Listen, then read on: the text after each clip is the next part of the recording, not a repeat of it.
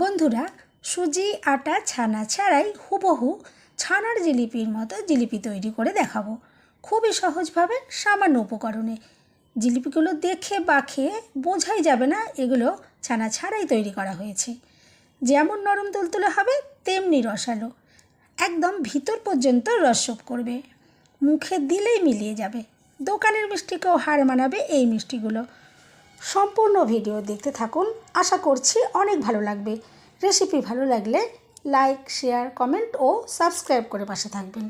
দেখে নেওয়া যাক আজকের রেসিপি।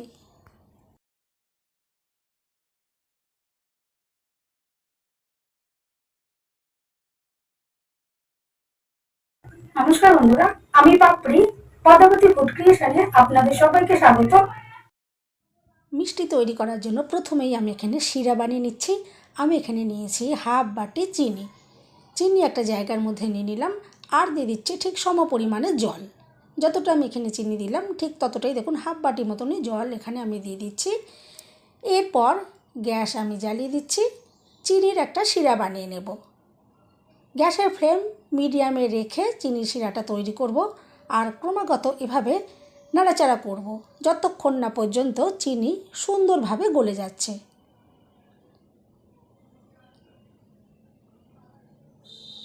দেখুন এভাবেই ক্রমাগত নাড়াচাড়া করে চিনিটা গলে যাওয়া পর্যন্ত ওয়েট করব। আর খুব কম সময়ের মধ্যেই চিনি কিন্তু গলে যাবে। চিনির শিরা তৈরি করতে কিন্তু একদমই সময় লাগবে না। আর এখানে দেখুন একটা ছোট এলাচ আমি মুখ ফাটিয়ে এখানে দিয়ে দিচ্ছি সুন্দর ফ্লেভারের জন্য। আর দেখুন চিনি সুন্দরভাবে গলে গেছে, আর এরপর সুন্দর করে দেখুন ফুটেও উঠবে।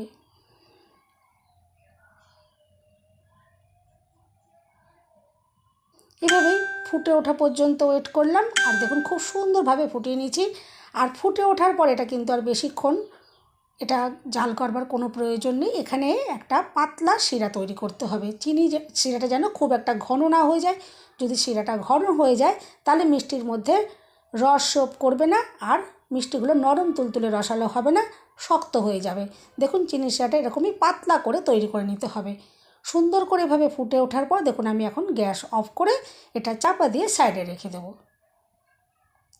দেখুন সুন্দর করে ফুটে উঠেছে। এরপর গ্যাস আমি বন্ধ করে দিচ্ছি। মিষ্টির জন্য দেখুন চিনির শিরা একদম রেডি হয়ে গেছে। আমি চাপা দিয়ে এটা সাইডে রেখে দিলাম। এরপর একটা জায়গার মধ্যে নিয়ে নিলাম হাফ বাটি ময়দা। যতটা আমি চিনি নিয়েছিলাম ঠিক ততটাই দেখুন এখানে ময়দা নিয়েছি। দিয়ে দিচ্ছি একদম 1 চিমটে নুন। অবশ্যই 1 চিমটে এখানে নুন দেবেন, দেখবেন মিষ্টিগুলো খুবই টেস্টি তৈরি হবে। এরপর নিয়েছি হাফ চামচের একটু কম বেকিং পাউডার। এরপর নাড়াচাড়া করে একটু মিশিয়ে নিচ্ছি।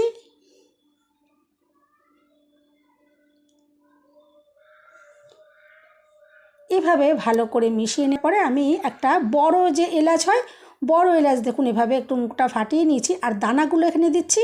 এর খোসাটা দেখুন বাদ দিয়ে দিচ্ছি। অবশ্যই এখানে একটু এভাবে বড় এলাচের দানা দেবেন, দেখবেন খাওয়ার সময় যখন মুখে পড়বে দুর্দান্ত লাগবে, একদম দোকানের মিষ্টির মতো লাগবে। এরপর এখানে দিয়ে দিলাম 1 চামচ ঘি। অবশ্যই এখানে ঘি ইউজ করবেন, এতে মিষ্টিগুলো দুর্দান্ত টেস্টি তৈরি হবে। এখানে আপনারা তবে চাইলে সাদা তেলও দিতে পারেন, তবে আমি বলবো সাদা তেলের পরিবর্তে ঘি দিলে মিষ্টিগুলো বেশি টেস্টি তৈরি হবে। দেখুন ঘি দেওয়ার পর এভাবে হাত দিয়ে খুব ভালো করে ঘষে ঘষে আমি মিশিয়ে নিচ্ছি। আর এখানে বেশি ঘি দেবার একদমই প্রয়োজন পড়বে না, 1 চামচ দিলেই যথেষ্ট। দেখুন এভাবে আমি রেডি করে নিয়েছি। এরপর এখানে নিয়েছি একটা সেদ্ধ করা আলু। নর্মাল যে আলু হয় সেটাই, এখানে কিন্তু আমি রাঙা আলু ব্যবহার করলাম না। নর্মাল যে আলু দিয়ে আমরা তরকারি রোজ ব্যবহার করি সেই আলুটাই এখানে নিয়েছি। আলুটা ভালো করে সেদ্ধ করে নিয়েছি, আর সেদ্ধ করে অবশ্যই ঠান্ডা করে নিতে হবে। ঠান্ডা করে নেওয়ার পর দেখুন আমি একটা গ্রেটার দিয়ে ভালো করে গ্রেট করে নিলাম, যাতে কোনো রকমের ছোট বড় টুকরো না থাকে। তবে চাইলে হাত দিয়ে ম্যাশ করে নিতে পারেন। তবে আমি গ্রেটার দিয়ে গ্রেট করার পরেও একটু ভালো করে দেখুন হাতে এভাবে ম্যাশ করে নিলাম, যাতে কোনো রকমের ছোট বড় এখানে টুকরো না থাকে। এখন যে ময়দাটা আমি আগে থেকে রেডি করে রেখেছিলাম, ময়দার সাথে দেখুন এই সেদ্ধ আলু ভালো করে মিশিয়ে নেব। এই কাজটা একটু সময় নিয়ে ভালো করে নিতে হবে, সব জায়গায় যাতে সুন্দরভাবে এটা মিশে যায় সেভাবে দেখুন আমি ভালো করে মিশিয়ে নিচ্ছি। এখানে আমি কোনো রকমের গুঁড়ো দুধের ব্যবহার করলাম না, তবে আপনারা চাইলে এখানে 2 চামচ গুঁড়ো দুধ দিতে পারেন, তাতে মিষ্টিগুলো আরও বেশি টেস্টি তৈরি হবে। আমি এখানে ব্যবহার করলাম না, তবে আপনারা চাইলে অবশ্যই দিতে পারেন। দেখুন আলুর সাথে খুব ভালো করে আমি এটা ময়দাটা মিশিয়ে নিচ্ছি। এই মেশানোর কাজটা যত সুন্দর হবে মিষ্টিগুলো কিন্তু ততটাই সুন্দর তৈরি হবে। এভাবে মিশিয়ে নেওয়ার পর আমি এখানে দেখুন খুব কম দুধ নিয়েছি, একদম হাফ কাপ মতো লিকুইড দুধ এখানে নিয়েছি। এই দুধটা আগে থেকেই ঘন করে আমি জাল দিয়ে ঠান্ডা করে নিয়েছি। আর এখানে কিন্তু দুধের পরিমাণটা খুবই সামান্য লাগবে, খুব একটা বেশি লাগবে না, যেহেতু আলু দিয়ে মেখে নিয়েছি। খুব সামান্য পরিমাণে দেখুন, আর অল্প অল্প করে এভাবে লিকুইড দুধটা মিশিয়ে নিতে হবে। দেখুন আমি খুবই সামান্য পরিমাণে হাতে নিচ্ছি আর এভাবে দেখুন মেখে নিচ্ছি।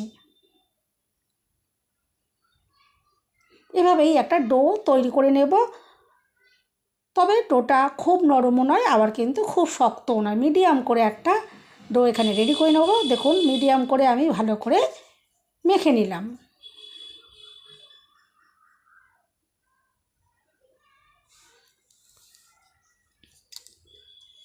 আর মাখাটা দেখে তো বুঝতেই পারছেন যে এখানে খুব শক্তও নয়, আবার খুব নরমও নয়।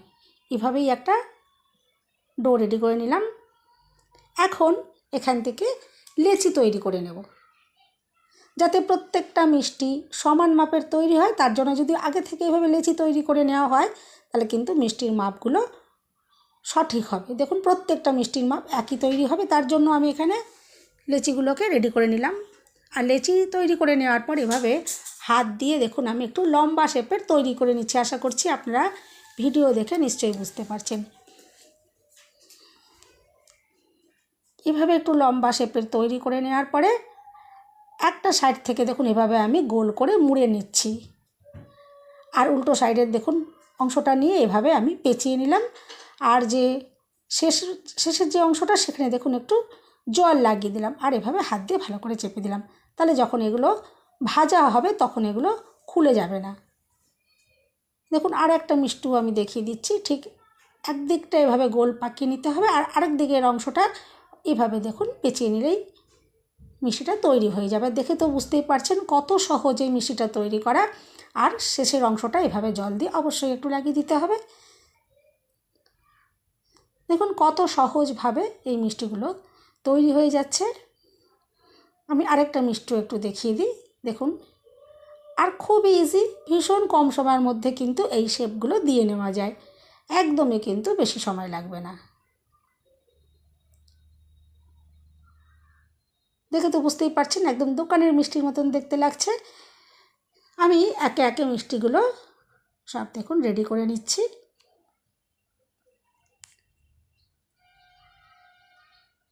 এখন সব মিষ্টিগুলো রেডি হয়ে গেছে, এরপরে ভেজে নিতে হবে। তার জন্য একটা ফ্রাই প্যানে আমি তেল একদম হালকা গরম করে নিয়েছি। এখানে একদম যেন বেশি গরম না হয়। আর তেল গরম হয়ে যাওয়ার পর দেখুন একে একে মিষ্টিগুলো এখানে দিয়ে দিয়েছি। আর আপনারা দেখে বুঝতেই পারছেন যে তেলটা একদমই হালকা গরম আমি করেছি। এখানে যে বাবলসগুলো আসছে সেগুলো দেখুন খুবই ছোট ছোট। এভাবেই হালকা গরম তেলের ভেতরে একে একে মিষ্টিগুলো দিয়ে দিতে হবে। আর যখন একটু হয়ে আসবে তখন এভাবে ফ্রাই প্যানের হাতলটা ধরে দেখুন আমি একটু নাড়াচাড়া করে দিচ্ছি। প্রথমেই কিন্তু এটা কোনো কিছু দিয়ে উল্টানো বা নাড়াচাড়া করা যাবে না, তাতে মিষ্টির শেপগুলো নষ্ট হয়ে যেতে পারে। তখন একটা সাইড একটু হয়ে যাবে, তখন দেখুন আমি চামচ দিয়ে একে একে মিষ্টি এভাবে উল্টে দিচ্ছি। আর দেখে তো বুঝতেই পারছেন উল্টো সাইডে কিন্তু হালকা একটা কালার চলে এসছে। এভাবেই আমি ঘুরিয়ে ফিরিয়ে ভেজে নেব। আর একটা সাইড হয়ে যাওয়ার পর যখন আমি এটা ঘুরিয়ে দিলাম তখন এরপরে গ্যাসের ফ্লেমটা আমি মিডিয়াম করে দিয়ে এভাবে দেখুন ভালো করে নাড়াচাড়া করে মিষ্টিগুলো সুন্দর কালার আসা পর্যন্ত ভেজে নেব। দেখুন দেখে তো বুঝতেই পারছেন মিষ্টিগুলো খুব ভালো করে ভেজে নিতে হবে, যাতে ভিতর থেকেও সুন্দরভাবে ভাজা হয়, তবেই কিন্তু মিষ্টির মধ্যে সুন্দরভাবে রস শোপ করবে। ভালো যদি ভাজা না হয় তাহলে কিন্তু মিষ্টির ভেতরে রস শোপ করবে না, মিষ্টি শক্ত হয়ে যেতে পারে। আর আগে থেকে যে চিনি শিরাটা আমি তৈরি করে রেখেছিলাম দেখুন এখন এই চিনি শিরাটা হালকা গরম রয়েছে।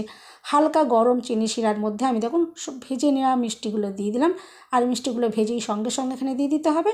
আর এরপর আমি চাপা দিয়ে রাখলাম। আর বাকি মিষ্টিগুলোও আমি ভেজে নিয়েছি। আর বাকি মিষ্টিগুলো ভাজার সময় অবশ্যই তেলের তাপমাত্রাটাকে কমিয়ে নিতে হবে। আমি গ্যাস অফ করে দিয়ে তেলটাকে একদম হালকা গরম করে নেওয়ার পরে তারপরে কিন্তু বাকি মিষ্টিগুলোকে আবার ভেজে নিয়েছি। দেখে তো বুঝতেই পারছেন। আর দেখুন আমি মিনিট 10 ভিজিয়ে রেখেছি, কত সুন্দর দেখুন, দেখে তো বুঝতেই পারছেন নরম হয়ে গেছে। হঠাৎ করে মিষ্টি খেতে ইচ্ছে হলে মাত্র 10 মিনিটের মধ্যেই এই মিষ্টিটা বানিয়ে নিতে পারবেন। দেখুন বাকি মিষ্টিগুলো আমি চিনির শিরার ভেতরে দিয়ে দিয়েছি, আর এরপরে এই মিষ্টিগুলো সুন্দর, যতক্ষণ না রসটা সোপ করছে ততক্ষণ পর্যন্ত ওয়েট করবো। মিনিট 10 মধ্যে এটাও কিন্তু হয়ে যাবে, তবে বেশিক্ষণ যদি ভিজিয়ে রাখা হয় মিষ্টিগুলো সম্পূর্ণ রস ভালো করে সোপ করবে। আর আমি যতটা পরিমাণে এখানে চিনি শিরা বানিয়েছি সবটাই কিন্তু একদম রস সোপ করে সুন্দরভাবে কিন্তু মিষ্টিগুলো নরম তুলতুলে রসালো হয়ে উঠবে।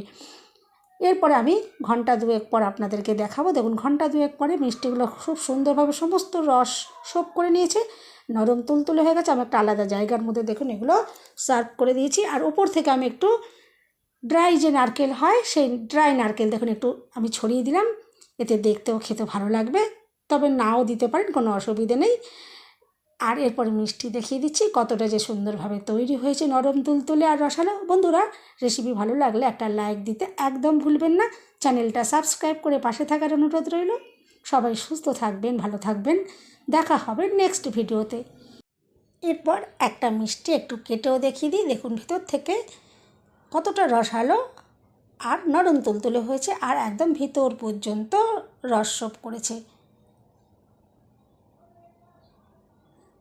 দেখে তো বুঝতেই পারছেন, যে কাঁটাটা দেখে আপনারা বুঝতে পারলেন যে কতটা নরম তুলতুলে হয়েছে, আর সুন্দরভাবে দেখুন রস সোপ করেছে, আর খেতে অসাধারণ। এভাবে অবশ্যই একবার ট্রাই করে দেখতে পারেন।